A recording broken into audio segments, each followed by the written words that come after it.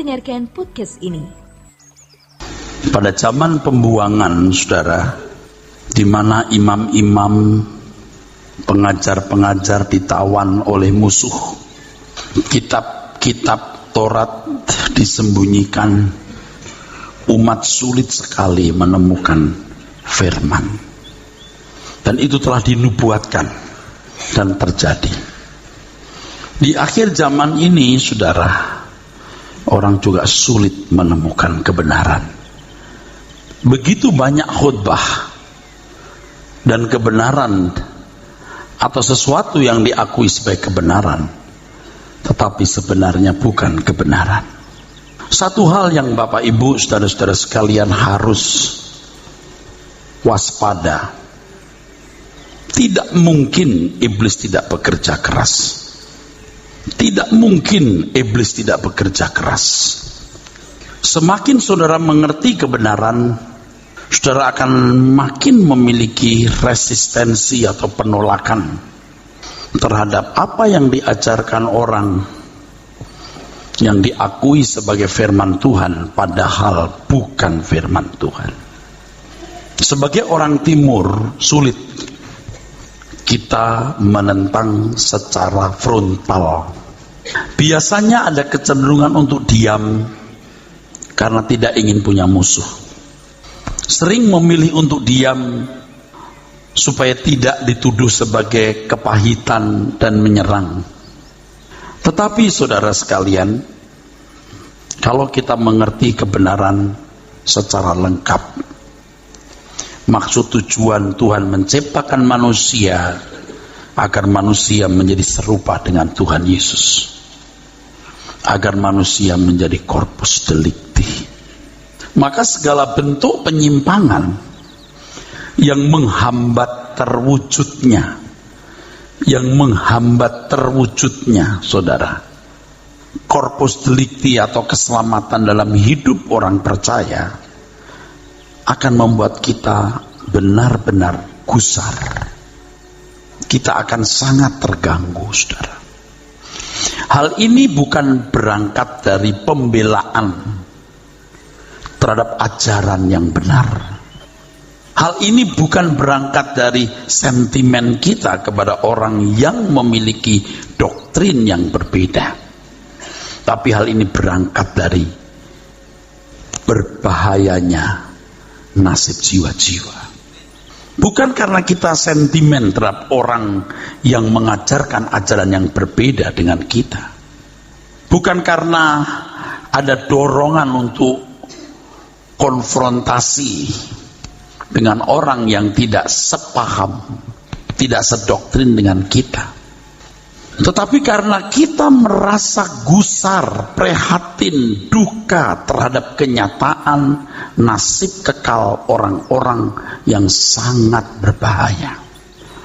Jadi iblis itu bekerja keras. Obat asli sesuai dengan dosisnya, obat palsu atau yang mirip tapi tidak sesuai dengan dosisnya itu jadi racun, atau kadang-kadang membuat tubuh jadi imun. Ini berbahaya. Tas palsu, tas asli, tas. Tapi kalau obat palsu bukan obat, racun, saudara. Jujur saja kita juga sebenarnya tidak ingin konflik, berbenturan dengan pendeta lain. Kita juga tidak ingin, saudara. Tetapi kalau melihat nasib kekal banyak orang, kita tidak bisa diam. Sebab penyesatan itu berbahaya, saudaraku. Ketika saya mengajarkan mengenai teologia ini, ingat, ada teologia, ada ateologia. Kalau sudah ateologia, ini racun. Ini racun sudah. Kita tidak boleh mentolerir sama sekali hal ini, saudara.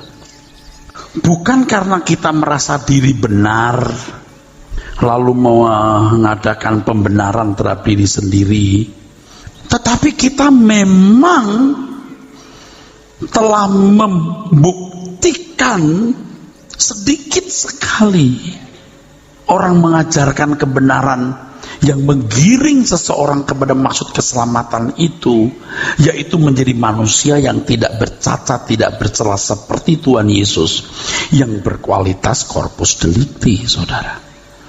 Kita sendiri juga sedang berjuang untuk mencapai tingkat ini, saudara.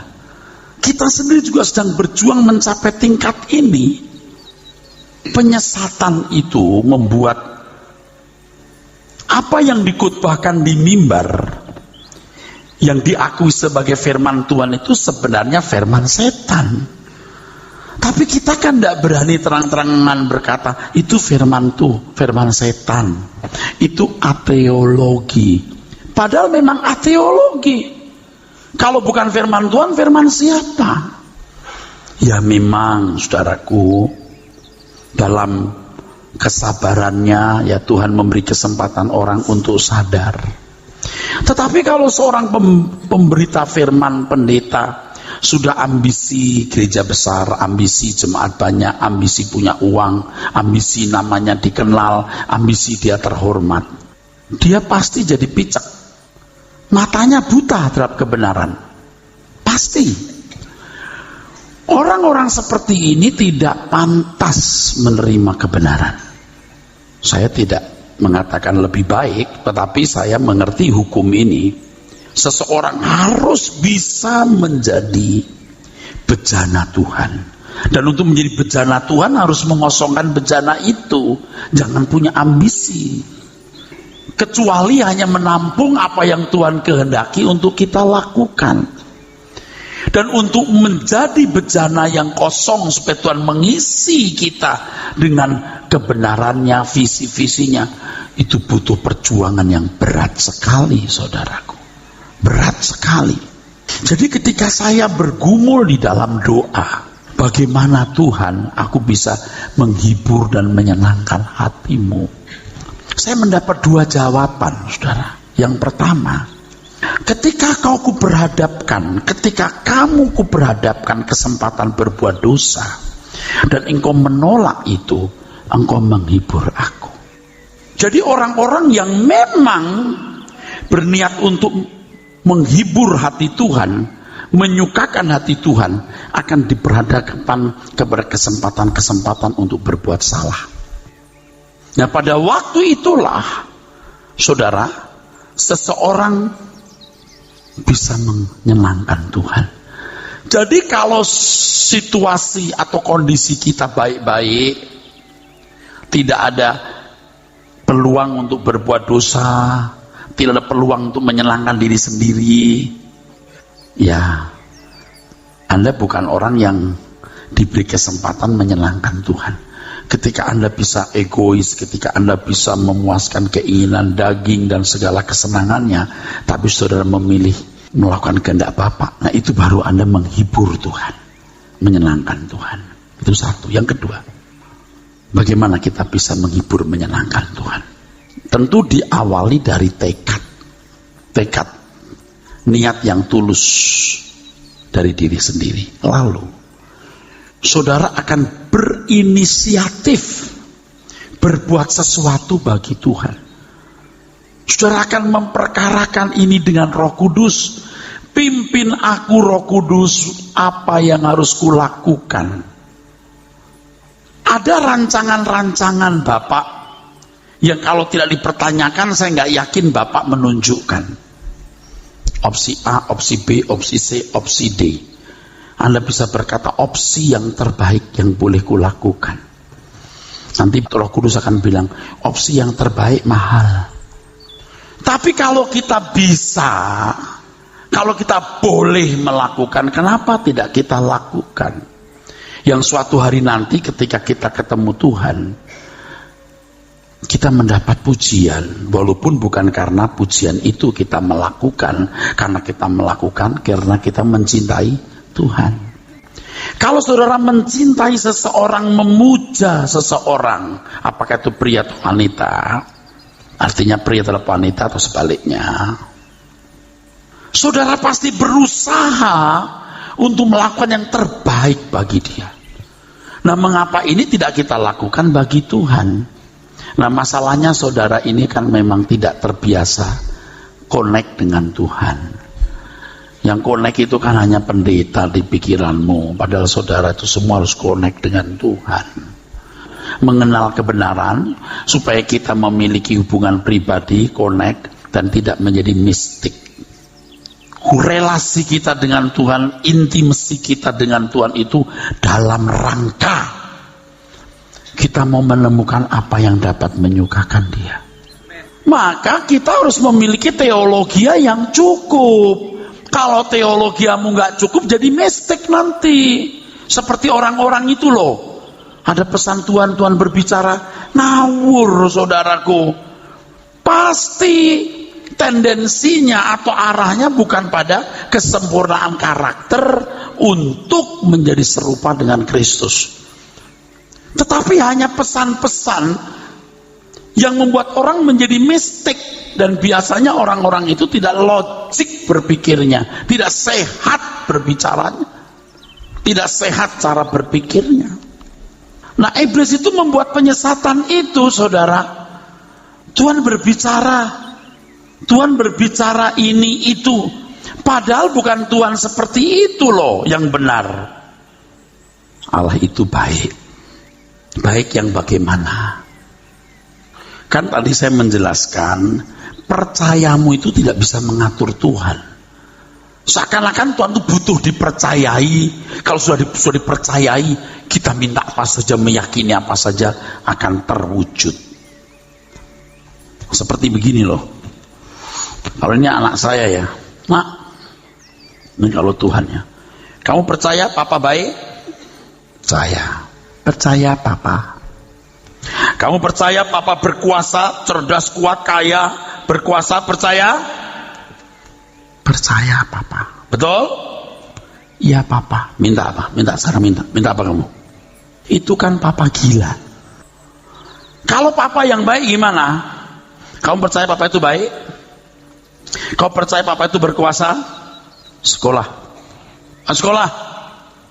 Papa saya mau nonton film kartun. Sekolah. Katanya Papa baik. Justru karena Papa baik itu sekolah. Pulang sekolah, ayo makan cepet ya. Bantu mamamu jaga warung. Ya Papa saya mau main-main dulu. Katanya Papa baik. Justru karena Papa baik itu jaga warung. Mana nilaimu? Loh kok cuma 7,5? Kenapa nggak 8,5 atau 9 nih? Kenapa nggak 10? Jangan marah dong Pak, katanya Papa baik. Panggil guru les sambil jaga warung belajar matematik. Ya katanya Papa baik. Justru Papa baik itu. Papa, kenapa? Papa baik ya. Kau percaya nggak? Ya percaya dong. Papa berkuasa. Iya. Kau percaya nggak? Percaya Papa. Lalu mau apa? Beliin motor dong. Nggak. Katanya Papa baik. Justru Papa baik, kamu nggak dibeliin motor. Nanti kamu ikut geng motor. Kamu kesana kemari susah diatur. Tabrakan kakimu patah. Jadi enggak. Konsep baiknya itu gimana?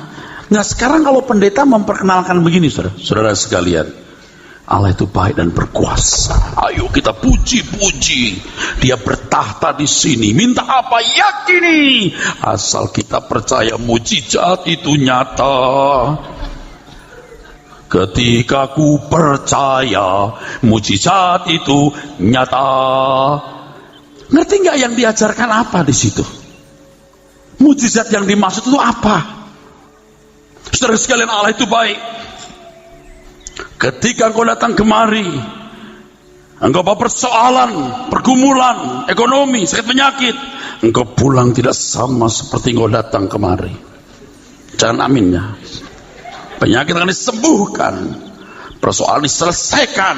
Haleluya. Justru persoalan diberikan menghambat kamu lari ke neraka. Kan nggak ngerti baiknya kayak apa. Nah anak yang tadi suruh les, kursus, nggak dibeliin motor, 20 tahun kemudian jadi orang sukses. Dia baru tahu papaku baik. Tapi kalau papa saya mau nonton film kartun, film kartun jadi nggak bisa sekolah, aku nggak mau, papa baik kan? Iya papa baik. Papa baik nak, nonton aja film kartun. Nggak usah sekolah ya. Kamu seneng kan? Udah. Papa beliin motor. Papa kan hebat. Oh, papa hebat. Beli. Oke, beli yang bagus. Jangan yang 14 juta, 22 juta ya.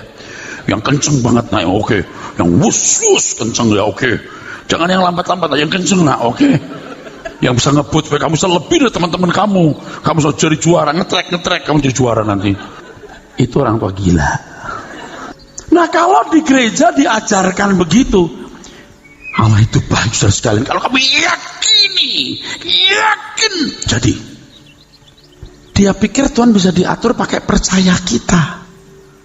Asal ku jamah jubahnya sembuh, saudara. Jadi kau jamah jubah, kau minta apa? Jamah jubahnya, klaim janjinya, nggak karu-karuan kan? Jubah yang dijamah itu jubah apa? Dalam rangka apa? Makanya Alkitab harus dibedah. Ingat, penjelasan ada ayat umum, ayat khusus, kebenaran umum, kebenaran khusus. Asal ku jamah jubahnya sembuh. Ya cuman perempuan itu dalam seluruh kisah selama 3,5 tahun. Apakah semua perempuan yang sakit pegang jubahnya semua sembuh? Faktanya tidak, saudara. Kok satu fenomena tanpa dilihat konteksnya digeneralisasikan? Saudaraku sekalian, Allah itu luar biasa. Kolsom terbelah. Percaya akan terbelah semua persoalanmu. Dia pikir belah semangka kali. Kolsom dibelah juga cuma sekali-kalinya itu, dan itu pun dalam kondisi ekstrim. Maka cara membedah Alkitab harus benar. Ini loh yang saya katakan dari beberapa hari ini, dari minggu lalu maksud saya, sukar ditemukan kebenaran. Saya sih tidak mengatakan saya paling benar, tapi menurut yang saya pahami, tentu bukan tanpa alasan karena memang itu bidang saya, ini benar. Saudara jangan hanya duduk setuju, tapi saudara harus melakukan. Belajar terus supaya hidupmu diubah. Jadi kebenaran itu, kalau kita kan punya 3 kebenaran dasar. Yang pertama apa? Karakter yang sempurna. Jadi corpus delicti. Sekarang lebih suka menggunakan kalimat hidup tak bercacat, tak bercelah. Terus langit baru, bumi baru. Yang ketiga, tanggung jawab, kerja keras, jaga kesehatan dan lain-lain, supaya kita bisa membela pekerjaan Tuhan tanpa batas. Kalau you tidak tanggung jawab, you miskin, you are doing nothing, you nggak buat apa-apa, sakit-sakitan, lu nyusahin orang. Maksudnya begitu, bukan tanggung jawab duit banyak, kesempatan luas mau beli apa saja, kesempatan luas mau kemana saja, kesempatan luas tuh buat apa saja. You anak setan. Yang saudara miliki semua milik Tuhan loh. You nggak berapa kayak suka-suka you. Kalau nggak, you tuh memberontak sama Tuhan. Saudara mungkin berkata, itu pendeta mau apa? Nggak mau apa-apa, cuman you bertobat aja, selamat. Makanya kalau orang di mana-mana sering berkata, Pak Eras anti perpuluhan. Bukan. Kalau you matok 1/10, mendingan nggak usah sama sekali. Everything you have belongs to God. Yang diajarkan itu segenap hidup. Maka siapa yang mau, saudaraku? Hampir nggak mau. Bukan sombong, saudara. Kalau you punya rumah 3, 1 untuk gereja. Kita kan mau beli gedung nih, harga 20-25 M. Nanti kalau ditantang siapa, mungkin saya orang angkat tangan dulu. Ayo, siapa 20 orang yang bisa kasih 1 miliar? Saya dulu 1 miliar. Saya angkat tangan pertama. Kalau perlu 2 miliar, saya angkat tangan dulu. Biar gila pendeta itu. Biar uang saya nggak banyak pun saya berani bertaruh. Bukan sok. Itu juga bukan nama saya dan keluarga saya pun sudah saya ancam. Jangan ya, coba-coba kau berpikir kalau papa meninggal mesti dikasih anaknya. harus turut kehendak Tuhan. Wah, Pak Eras mau nunjukin sok? Enggak. Kalau enggak begini enggak ada contoh. Orang jemaat ditantang ngasih duit, pendetanya enggak ngasih. Udah gitu gereja atas nama pendetanya dan yayasan yang pendetanya punya. Nanti anak-anaknya mewarisi. Kira-kira itu untuk siapa? Kita sudah merindukan kerajaan surga, udah nggak mikir, Bu. Saya ngomong ini bukan sok loh, dan bukan mau dipuji. Kalau Tuhan datang kembali, kita bertemu, ternyata Dia Maharaja.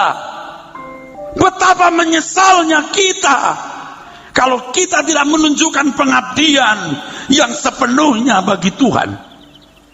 Ajaran-ajaran itu hanya membuat orang egois. Bagaimana memanfaatkan Tuhan, bukan bagaimana memberi hidup untuk Tuhan. Percaya kepada Tuhan bukan berarti menggunakan Tuhan untuk kepentingan kita. Percaya kepada Tuhan berarti hidup untuk kepentingannya. Aku bidik jiwamu, aku bidik keselamatanmu, aku bidik kesempatan mahal yang Tuhan berikan kepadamu untuk tidak kamu sia-siakan. Tuhan Yesus akan jadi raja, saudaraku. Pasti. Benar. Dia jadi raja. Dan berbahagialah orang yang memperlakukan Tuhan dengan pantas dan benar hari ini. Penyesatan gereja tidak membuat orang memperlakukan Tuhan dengan pantas. Tidak layak. Makanya kebenaran itu menuntut orang memperagakannya. Kebenaran itu akan memaksa orang untuk hidup tidak bercacat, tidak bercela. Saudara mencintai Tuhan, saudara yakin Allah itu ada, saudara yakin Allah itu hidup, saudara percaya Tuhan Yesus akan jadi raja. Apa yang saudara lakukan selama ini untuk Dia? Sudah buat apa, saudara? Jangan berkata, loh Pak Eras sekarang mau kemana nih, mau ngapain? Gak ada yang saya persoalkan. Bahkan saudara, supaya ada saudara percaya apa yang saya katakan, kalau Anda merasa tersinggung dan merasa sedang diperas, jangan menginjak Rehoboth selama-lamanya. Jangan menginjak gereja ini selama-lamanya. Kita mau cari orang yang mencintai Tuhan dengan segenap hati. Coba direnungkan, dihayati, saudaraku. Kekristenan itu sebenarnya bukan punya gereja, kebaktian, nyanyi, bukan. Tapi perilaku hidup seperti Tuhan Yesus. Nah, kalau kita seperti Tuhan Yesus, moral kita seperti Tuhan Yesus. Nah, kalau Tuhan Yesus menyerahkan nyawanya untuk Bapa di sorga, kita belum sampai mencucurkan darah, saudaraku.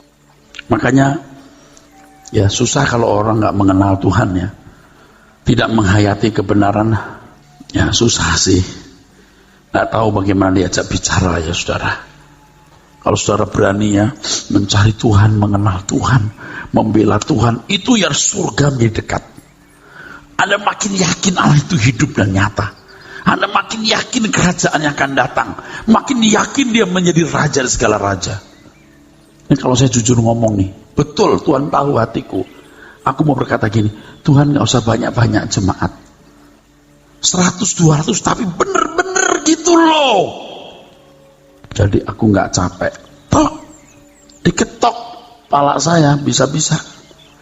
Ini kan orang-orang yang salah asuh dari berbagai penjuru tempat, yang tadi-tadinya itu gak ngerti kebenaran itu apa. Yang minggu ke gereja nyanyi nyembah Tuhan, dia pikir nyembah Tuhan ke gereja itu sudah mewakili kekristenannya. Majelis-majelis yang agung, yang rapat-rapat gereja hadir, terus ayo nyumbang gereja, nyumbang. Tuhan kok disumbang loh. Orang-orang yang nuntut janji Tuhan, minta berkatnya. Lah hidupmu aja milik Tuhan, tubuhmu milik Tuhan, usahamu milik Tuhan, kok masih minta diberkati? Itu maksudnya apa? Itu kan Anda berdiri di luar pagar. Anda tidak masuk dalam keluarga dan diri Tuhan. Kalau saudara mengerti kebenaran, kan tubuhku bait Roh Kudus. Yang kulakukan adalah aku harus menjaga tubuhku. Kalau Anda buka toko, Anda buka perusahaan baru, yang ada itu mengucap syukur untuk kepercayaan punya usaha itu. Bukan ngundang pendeta Erastus, dia saktiman berguna. Biar Pak Pendeta datang, dia kepret pakai minyak jelantah. Kalau diurapi nanti, wah berkat dicurahkan. Itu kan ajaran siapa? Di Alkitab ada nggak itu? Nggak ada. Kalau bait Allah, perkakas bait Allah dipercik pakai darah, minyak darah, pakai minyak, itu artinya milik Tuhan, digunakan untuk perkakas ibadah. Itu kan perjanjian lama, bro.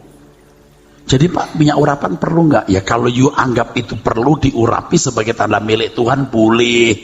Bukan, oh Tuhan berkati Tuhan, kita memuji Tuhan supaya berkat Tuhan dicurahkan. Lah semua itu juga milik Tuhan kok.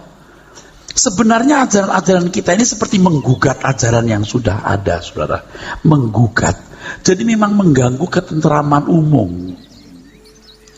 Tapi kebenaran seperti ini, kebenaran yang tidak bisa dibantah. Kalau saudara belajar terus, nanti saudara bisa ngerti deh. Ikut-ikut saya deh.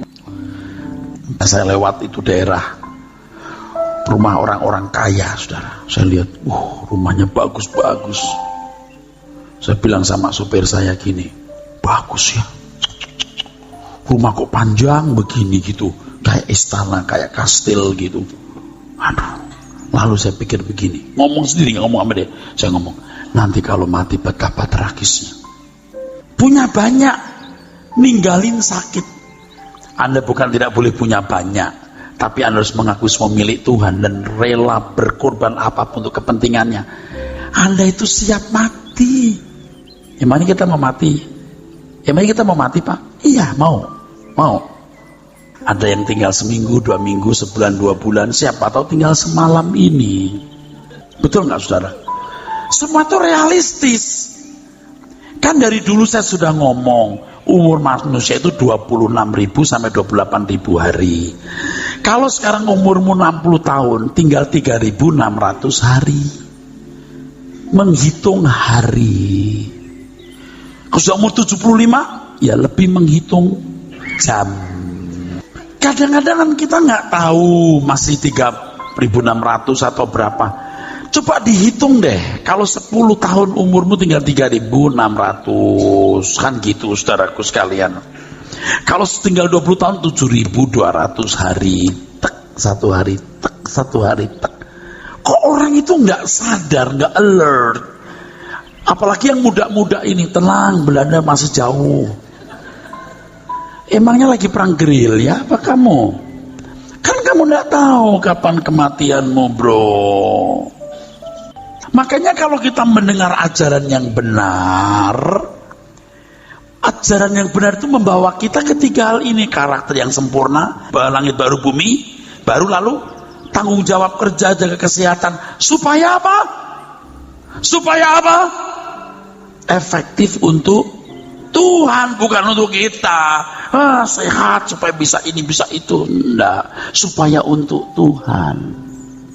Makanya ya Pak, kalau sudah khotbah sekelas saya ini dengan tekanan ini, nggak mau untuk ketemu orang yang nggak percaya, tersinggung loh sebenarnya. Aduh, tapi kan nggak boleh marah tuh. Tapi suka rasa tersinggungnya ada loh. Jadi gini, orang begini, lalu kayak ngeledek gitu. Itu pendeta sama saja. Kamu ya datang lagi awas. Kamu itu nggak berguna bagi Tuhan. Kita nggak perlu, saudara. Kita mau selamatin saudara merasa diganggu. Ya sudah, nggak usah. Aduh, kalau saudara nanti mati, lalu kekekalan. Ya Tuhan, kalau aku tahu waktu itu aku dengerin khotbahnya Pak Eras. Aduh, terlambat saudaraku. Amin. Ini bukan gereja yang membujuk-bujuk saudara begini. Minggu depan jangan lupa datang lagi ya. Jangan lupa loh, perpuluhannya udah akhir bulan. Bukan begitu. Setiap minggu digodot lehermu. Mati bagi dunia, hidup untuk Tuhan. Sampai kita membangun umat kerajaan Allah dalam kebenaran. Sampai kita menjadi heavenly society. membangun masyarakat kerajaan surga. Nah, kembali soal penyesatan tadi. Jadi orang mencari firman susah karena sesat. Kata sesat dalam terjemahan bahasa Indonesia berarti tidak melalui jalan yang benar. Kata sesat, pengertian kata itu, atau salah jalan. Jadi penyesatan berarti proses, cara, perbuatan menyesatkan atau menyimpangkan. Dalam teks bahasa Ibrani ada beberapa kata yang memiliki pengertian yang sama dengan sesat. Yang pertama, toholah. Toholah. Toholah ini sebenarnya sama dengan error, tapi juga bisa berarti tolol, foolish, stupid, completely stupid, sangat sesat. Toholah, bodoh. Yang kedua, kata sesat dari kata nadah. Nadah, nadah. Kata nadah berarti mislead, salah jalan, salah langkah. Yang ketiga, ta'ah, bukan taat ya, ta'ah. Ta'ah itu berarti pergi ke jalan yang keliru, sama. Jadi mestinya ke lurus, belok, atau misalnya miring, dia lurus gitu ya. Dalam teks bahasa Yunani ada beberapa kata yang digunakan untuk mengartikan kata sesat. Yang pertama, diastrevo. Diastrevo. Diastrevo. Kata diastrevo ini artinya tahu nggak apa? Salah menafsirkan, misinterpret, salah menafsirkan. Aduh, menarik juga loh. Jadi sesat itu salah menafsirkan. Itu hebat. Kalau pertobatan kan perubahan pikiran, metanoia. Pokoknya kalau sudah masuk perjanjian baru ke arah batin. Kalau bertobat itu kan perjanjian lama syub, artinya berbalik. Yang tadinya tidak menyembah Yahweh, menyembah Yahweh lagi. Yang tadinya tidak melakukan Taurat, sekarang melakukan Taurat. Tapi kalau Kristen bertobat itu perubahan pikiran. Kata yang kedua, tadi diastrevo artinya salah tafsir. Kata yang berikutnya, planao. Planao. Planao. Planao ini artinya keluar dari keadaan aman. Memang perasaan aman juga sebenarnya relatif. Anak yang tadi suruh sekolah, ngerjain PR, bantu mamanya, kalau itu dipandang tidak aman, dia kabur. Nggak enak punya mama kayak begitu. Makanya kan ada anak begitu lihat mamanya langsung sembunyi lari sebelum disuruh. Nangkep sudah? Ngerti maksudnya? Anda ngerti dong maksud saya ini? Pernah jadi anak kan? Belum pernah badung kan? Saya pernah. Jadi ngerti. Ada mama, pokoknya cepat-cepat kabur. Saya kalau ditanya, lo kamu kemana mau disuruh mama? Saya nggak tahu, padahal emang kabur. Jadi jangan, anak-anak muda jangan anggap kita bodoh ya. Om pernah muda seperti kamu, tapi kamu belum pernah tua seperti Om. Yang ketiga, kata sesat dalam bahasa Yunani ekspatao. Ekspatao. Ekspatao itu artinya memperkosa. Loh kok bisa ya Pak? Ya begitulah. Menggoda, membujuk, dan memperkosa. Makanya itu hebat banget loh. Sesat itu pasti memperkosa kebenaran. Artinya kebenaran dirubah. Amin. Hebat, Alkitab itu luar biasa. Yang diastrevo tadi salah tafsir. Maaf ya Bu, Pak, ini bukan karena saya pinter. Saya ngambil di dictionary. Saya ngambil di kamus bro. Ini bukan saya pinter. Rajin-rajin aja buka kamus. Dan saya tidak rundingan sama pembuat kamus. Nggak ada rundingan-rundingan tuh, nggak ada. Jadi kalau klop begini, wah memang hebat. Jadi kalau pendeta malas, pasti khotbahnya tidak bermutu. Dia harus rajin, baru dia menemukan kebenaran. Roh Kudus mengurapi, kalau orang itu tidak tekun ya tidak bisa menemukan. Roh Kudus kan nggak bilang begini, buka kamus. Itu ekspatao. Apa ya ekspatao? Iya, nggak bisa begitu. Kita yang mesti buka kamus sendiri. Keempat, apatao, artinya tucit, menipu. Apatao. Hebat loh sebenarnya Alkitab itu, kalau dipahami dengan benar, saudaraku. Dari terjemahan Alkitab bahasa asli ini dapat disimpulkan bahwa penyesatan memiliki unsur-unsur kebodohan, penipuan, pemaksaan, kesalahan menafsir, salah melangkah. Proses dari usaha penipuan melalui saluran pemikiran yang mendesak atau memaksa agar seseorang atau sebuah komunitas mengambil jalan yang keliru atau tindakan yang salah oleh karena kebodohan atau kesalahan menafsir. Bapak Ibu saudaraku sekalian, coba kita lihat surat Korintus saudaraku. Waduh, ini luar biasa. Surat Korintus pasal 11. Kita kembali kepada yang kita sudah beberapa kali baca di ayat yang ketiga dan keempat. 2 Korintus 11 ayat yang ketiga dan keempat. Tetapi aku takut kalau pikiran kamu disesatkan dari kesetiaan kamu yang sejati kepada Kristus. Sama seperti Hawa diperdayakan oleh ular itu dengan kelicikannya. Sebab kamu sabar saja, jika ada seorang datang memberitakan Yesus yang lain daripada yang telah kami beritakan. Oke. Terus? Atau memberikan kepada kamu roh yang lain daripada yang telah kamu terima. Roh yang lain atau spirit yang lain. Ini spirit yang benar. Saudara mau blame saya dengan cara apa? Kayak kita enggak hidup di dunia. Kita masih di dunia. Kalau surga mulu gimana kita kerja? Saya pekerja keras. Kalau kita masih di dunia gimana kita menikmati hidup? Saya menikmati hidup saudara. Ya olahraga, ya berenang, ya ketemu teman, kuliner. That's it, biasa saja. Cuman kita tidak tenggelam di situ. Amin. Dan itu di surga itu begitu. Ada rumah, ada jembatan, ada pemandangan indah. Pegunungan Alpen yang bagus itu belum apa-apa dibanding surga. Ini benar. Allah itu mimpi. Gua percaya. Lu kagak mau ya udah. Diajak nggak mau. Amin.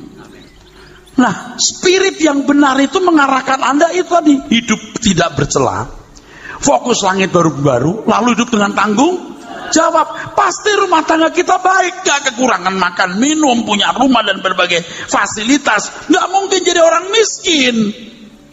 Ngajarinnya bener kok. Amin, saudara.